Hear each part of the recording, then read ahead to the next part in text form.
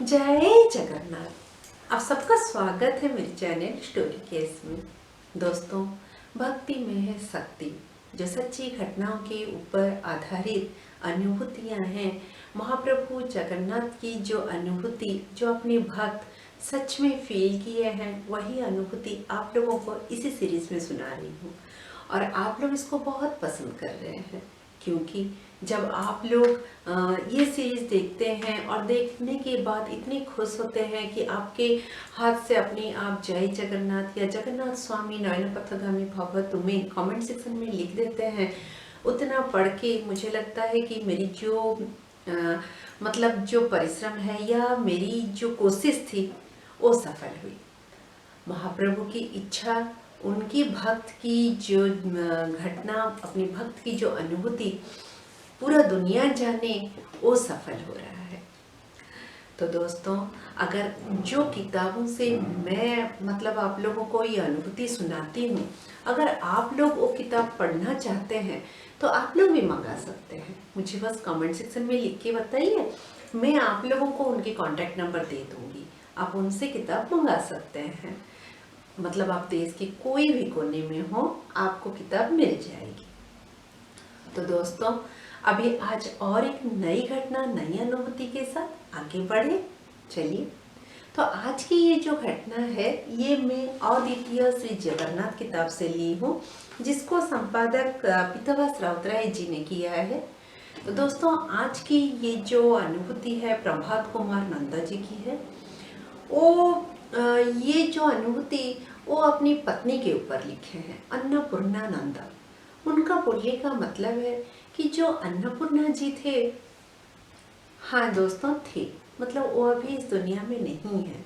और इस साल प्रभात कुमार नंदा जी, उनकी जो मतलब अनुभूति है, वो 2020 की ये जो संस्करण है, इसमें उन्होंने अपनी वो अनुभूति लिख के भेजे थे। तो दोस्तों, प्रभात जी बोलते हैं, उनकी पत्नी अन्नपूर्णा नंदा जगन्नाथ प्रेम में ऐसे लीन थे कि मतलब उनको वो कान्हा करके संबोधित करते थे। बहुत ही सुंदर कविता लिखते थे।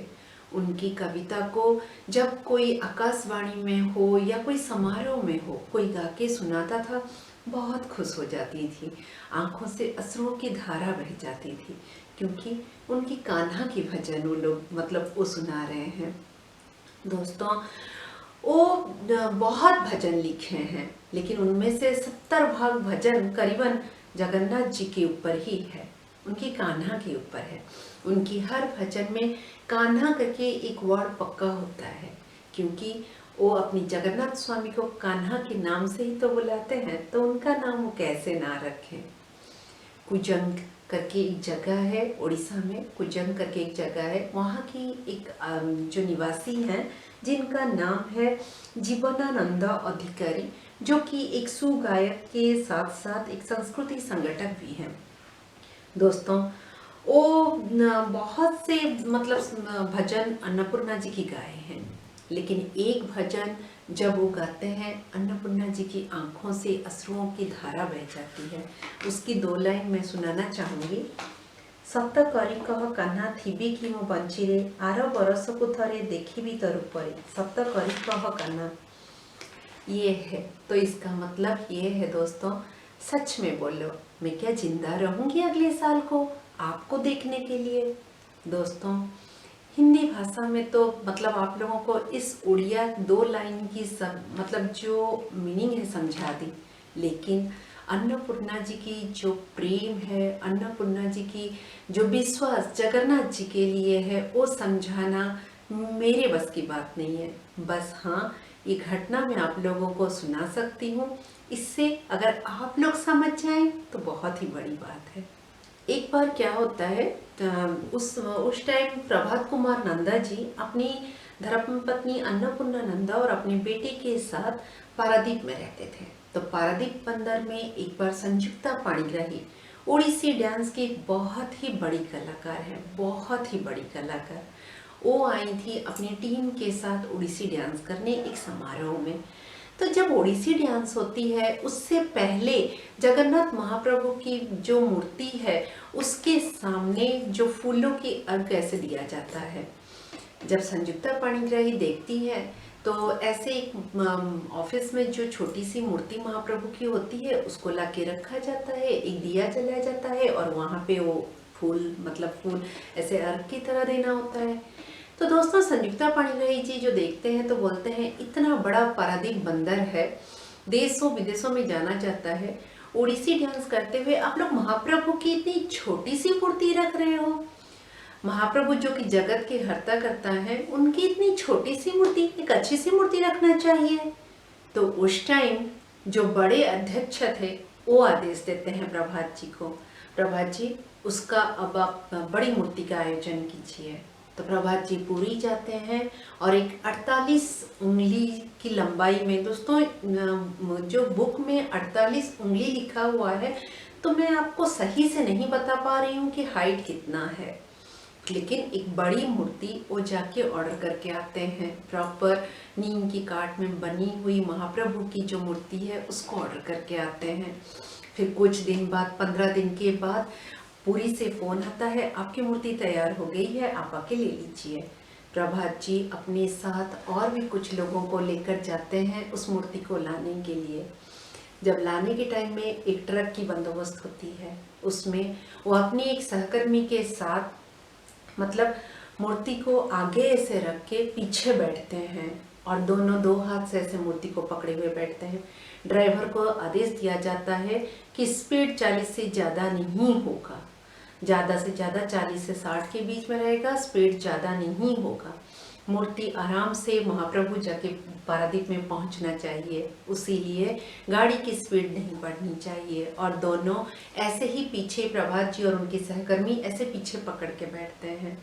और दोस्तों मूर्ति आके पहुंचती है पारादीप में, लेकिन पारादीप में जब पहुंचती है उस टाइम प्रभात जी को अपने घर में महाप्रभु को रखना पड़ता है, क्योंकि उस टाइम जो पारादीप बंदर की जो ऑफिस है वहाँ लेके नहीं जा सकते थे। उनको निर्देश था कि आप अपने घर में रखिएगा, थोड़ा सा हम जगह बना के वहाँ रख लेंगे।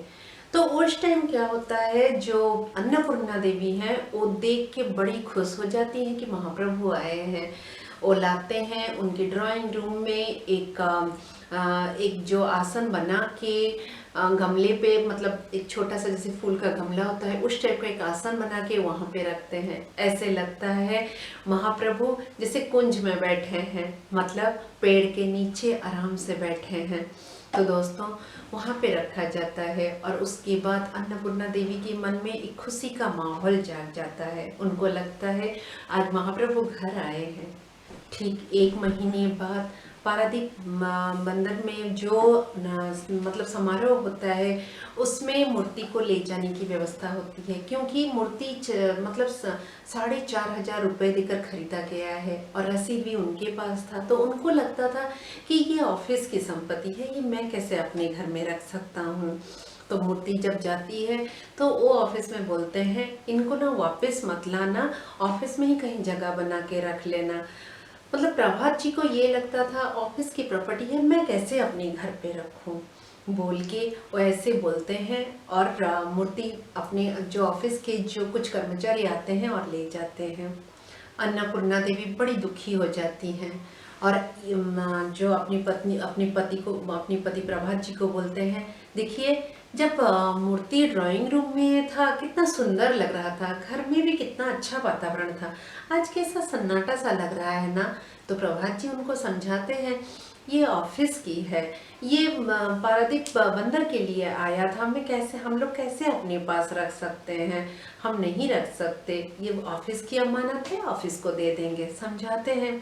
अन्नपूर्णा जी चलो समझ जाते हैं। लेकिन दोस्तों जैसे ही शाम होती है ऑफिस की गाड़ी आके उनके गेट के बाहर रुकती है। क्या हुआ कि जो ऑफिस के कर्मचारी हैं वो मूर्ति लेके आते हैं, बोलते हैं जो मतलब ऑफिस के अध्यक्ष हैं वो बोले कि ऑफिस में जगह नहीं है और जो मूर्ति है मतलब जो महाप्रभु हैं उनको रखने के लिए एक परिष्कृत जगह नहीं है, इसीलिए उनको ले जाओ और प्रभात जी के घर में ही रख के आ जाओ।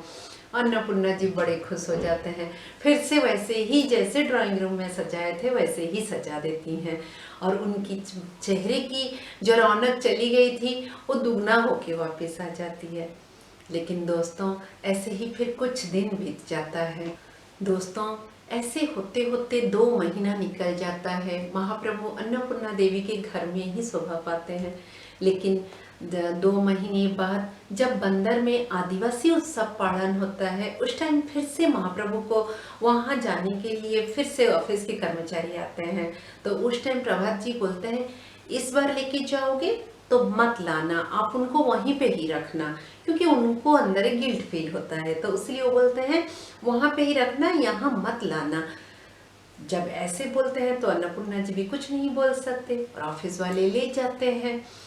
फिर क्या होता है, प्रभात जी भी ऑफिस जाते हैं। शाम को जब घर आते हैं तो मतलब घर आके देखते हैं कि अन्नपूर्णा जी सोई हुए हैं।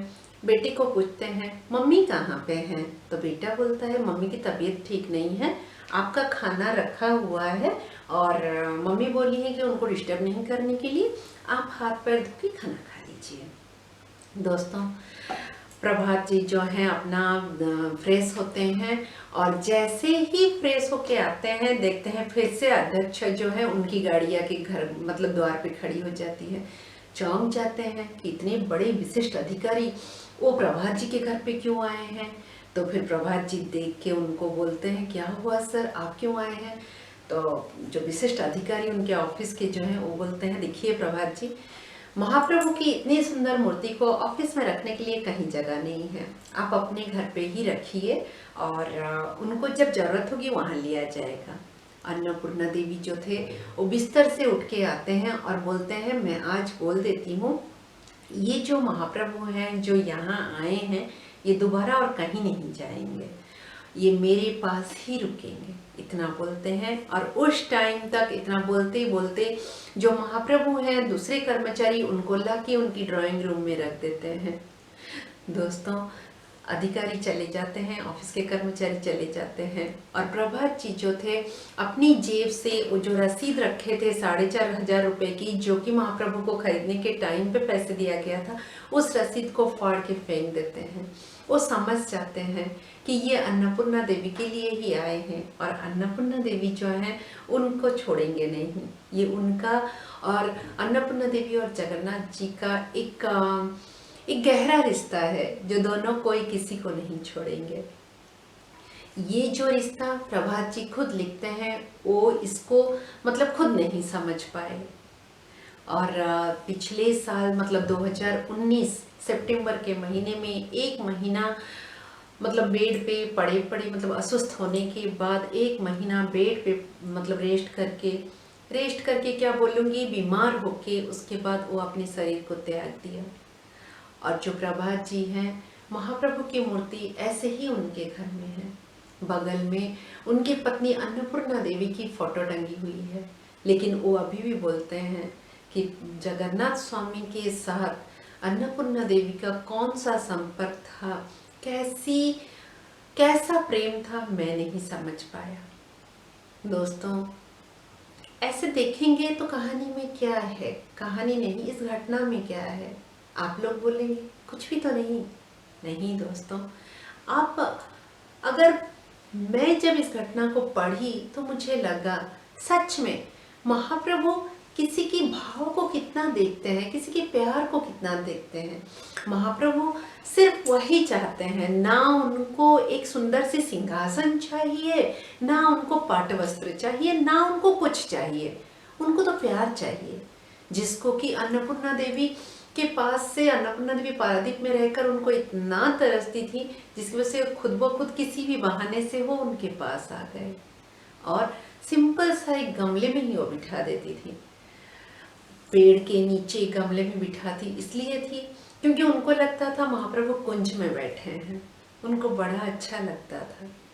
सच में दोस्तों जब ये मतलब ये घटना जब मैं पढ़ रही थी, ये कहानी जब मैं पढ़ रही थी मुझे बहुत छुई, बहुत ही ज़्यादा क्या बोलूँ, सच में मुझे विश्वास हुआ। आप लोगों को भी करना पड़ेगा क्योंकि ये घटना झूठ नहीं है। तो दोस्तों अगर आप लोगों के पास भी ऐसी कोई अनुभूति है, आप मुझे मेल कर सकते हैं। मेरी ईमेल आईडी आप लोगों को डिस्क्रिप्शन बॉक्स में मिल जाएगी। और दोस्तों, महाप्रभु की महिमा और महाप्रभु की जो अनुभूति है, अगर आप लोगों को सुनना अच्छा लगता है तो आप लोग भी अपनी फैमिली फ्रेंड्स के साथ शेयर कीजिए। और चैनल को अगर अभी तक सब्सक्राइब नहीं किए हैं तो सब्सक्राइब भी कर दीजिए। और एक नई कहानी के साथ जल्दी मिलूंगी। जय जगन्नाथ।